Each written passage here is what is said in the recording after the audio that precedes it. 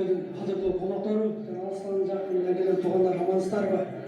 Ушундай бүгүн мен чоң илгиз досубуздун жакшылыгында үй той, ул тойунда баарыбызды сак саламат эсен соо көрүштүрүп аткан жараткан Аллага чексиз мактоолор, пайгамбарыбызга салам салаваттар болгон болсун. Илгиз досубуз бүгүнкү ушул ак өргөндө уул үйлөп, кыз узатып, ушул жашоодо кандай жакшылыктар болсо, ошонун баары ошол жерде аткарылсын болсун. Ушул уулдарын дагы спорт менен алектенип, машыгып келет бүгүнкү күндө. Уулдарын ак жолдой болсун, кыздарын айсулуудай болсун. Биз сыймыктанган келечектеги ата-энеси жана кыргыз эли сыймыктанган эң бир бактылуу уул кыздардан болуп чыгасыздар.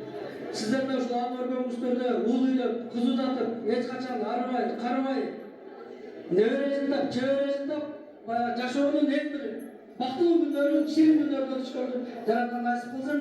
Сен дагы өзүң ушул жол коопсуздугун камсыздоо бөлүмүндө күндөп, түндөп, мамлекеттин биримдигин, келечегин ойлоп, унаа тыгындарын, мамлекеттин ушу жарандардын коопсуздугун сактап, күндөп эмгектенип келесиң. Ошол ишиңде ийгиликтер болсун. Анча-мынча чалганда албай эле койгон болбосо, гайраттылар өтө силерге Алла ыраазы болсун. Кем болбогула, жараткан жаман көрсө, жаман сөздөн сактасын. İşinizde ilgili kim olmalılar?